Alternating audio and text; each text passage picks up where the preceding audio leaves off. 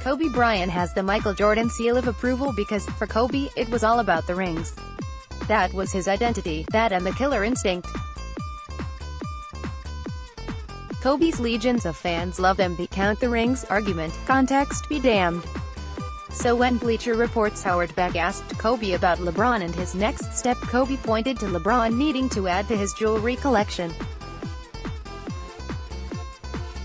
All I thought about as a kid personally was winning championships.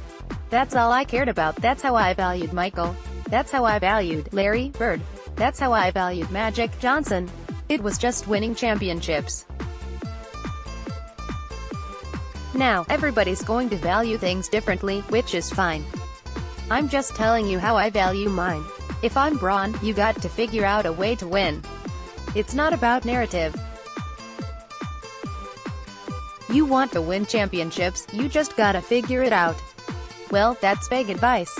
Which brings us to the "what more can LeBron do with this supporting cast" portion of the discussion.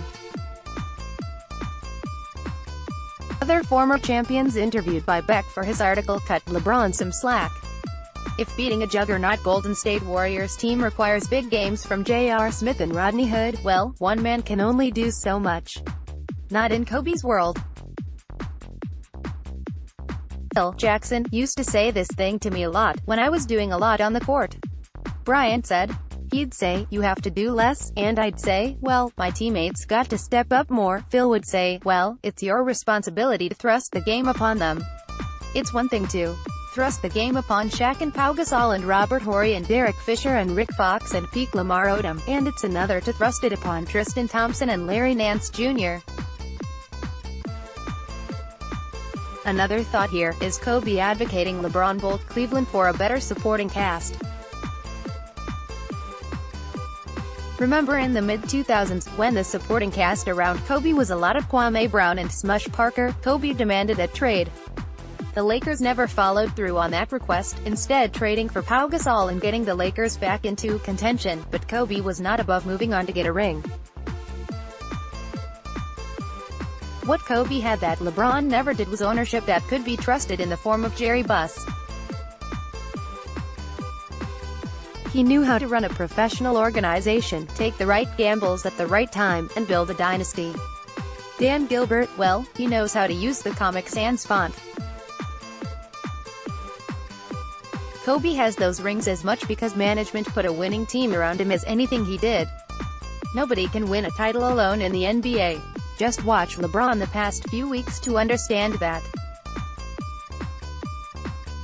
As an aside, if LeBron comes to the Lakers, the fans there will never embrace him the way they did Kobe, but that's a discussion for another day. Once Blake Griffin was traded to Cleveland last February at the deadline, Stan Van Gundy put the ball in his hands a lot, at 29.8% usage rate. Griffin was handed the ball in the post a lot, especially the high post, and the Pistons averaged an impressive 105 points per possession from those plays, stats via Synergy Sports. Griffin, as he has tended to in recent years, took too many mid-rangers and didn't get to the rim as much as the coaching staff would like, but was efficient in isolation, and also showed promise as a playmaker. Expect to see more of that with Dwayne Casey as coach. Casey was officially hired by the Pistons Monday as their new head coach, the best the Pistons could have made. Once they made the move for Griffin to pair with Andre Drummond, and eventually a healthy Reggie Jackson, this became a team about winning now and making the postseason. Casey has gotten the most out of a team in that space the past several years in Toronto. He should put the Pistons in better positions to succeed. How? More Griffin. That's what Casey said on ESPN Radio's Stephen A. Smith Show. "We're going to empower Griffin to expand his game, a lot like DeMar DeRozan in Toronto. Expand his game out to the three-point line, have some point forward responsibilities with the basketball out on the floor, bringing it down. Because he's more than just a back-down, post-up player. They have a good team, they have a good roster and a very dynamic owner in Tom Gores, who is doing a lot of things for the city of Detroit. More Griffin is a start, some high-low game with Drummond, or Griffin working off the ball as Jackson and Drummond run pick and rolls. There's a lot of potential there. Beyond that, Casey is going to need to get more out of Detroit's younger players such as Stanley Johnson and Luke Kennard. Player development is going to matter for a capped-out team. Most of all, Casey needs to stop in every church he passes by and pray, light a candle, maybe sacrifice a live rooster if needed, that Jackson and Griffin can stay healthy for most of a season. Same with the rest of the Pistons. Healthy. This is a playoff team and a pretty good one in Detroit, but's a roster loaded with players who have long injury histories. Casey is expected to meet with most of the team soon in Los Angeles and lay out his plans. He will get the most out of this roster, whatever pieces he has. We'll see if that's enough. It was a fun NBA parlor game over the past months. Who can put together the best trade package and land Kawhi Leonard from the Spurs, then re-sign him? It was always more thought exercise than reality-based. Greg Popovich and the Spurs were going to roll over at the first sign of trouble and move one of the game's 5 best players when healthy.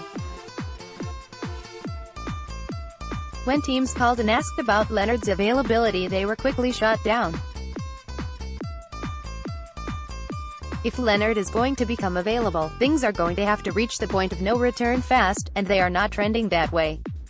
Following on the heels of other reports, Jabari Young of the Express News is reporting that the big summit between Leonard and Popovich is happening soon.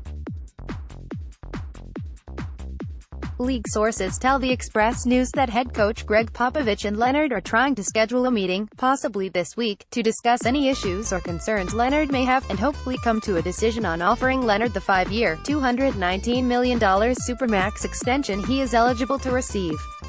Leonard, who is still rehabbing from his quad injury, is close to feeling 100%, he's at 96-97%, a source told the Express News, and anticipates being ready for the start training camp in September.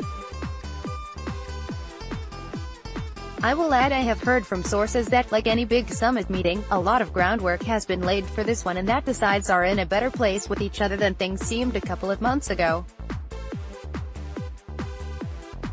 Things can go sideways still, but around the league the trade talk around Leonard has slowed as it looks like his marriage with San Antonio will continue.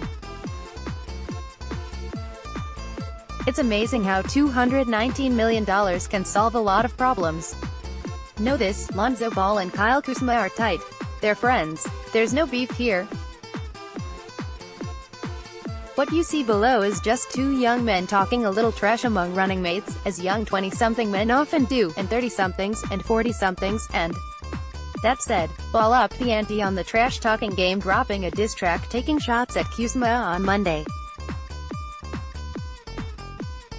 Here's some of what gets said. Who are you without CO2? Just another dude with a bunch of tattoos, and big baller brand getting bread. Little Kuz is getting crumbs. Damn, that's cold. Of course, Kuzma fired back saying Lonzo is no Pusha T. Popcorn popcorn popcorn popcorn popcorn popcorn popcorn popcorn popcorn at https://t.co/Umsman at Rob Perez at World Wide Web June 11, 2018. The entire NBA is watching this now. So at Zo2_ really made a diss track to his own teammate, loudly crying,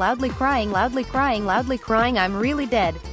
At Kyle Kuzma, you gotta respond, tears of joy, tears of joy, tears of joy. Donovan Mitchell at Spited Mitchell, June 11, 2018. In his infamous letter published shortly after LeBron James left Cleveland in 2010, Cavaliers owner Don Gilbert wrote, I personally guarantee that the Cleveland Cavaliers will win an NBA championship before the self-titled former King wins one. Of course, Gilbert was wrong. LeBron led the Heat to titles in 2012 and 2013. The Cavs won in 2016 only after LeBron returned. With LeBron again looking like he might leave because of Gilbert, no less, Gilbert apparently hasn't lost his confidence. Brian Windhorst of ESPN, Dan Gilbert believes that he can build a championship team without LeBron, and I think he is looking forward to trying.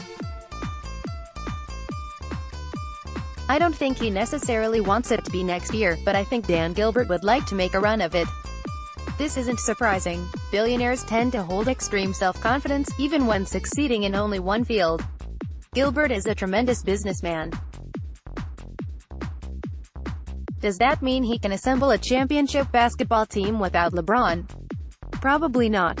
In the 12 full seasons since he bought the Cavaliers, they've succeeded with LeBron and failed miserably without him. Gilbert's desire to have the last laugh is evident in Cleveland keeping the Nets pick instead of flipping it for a player who could help them compete this season, which might have convinced LeBron to stay.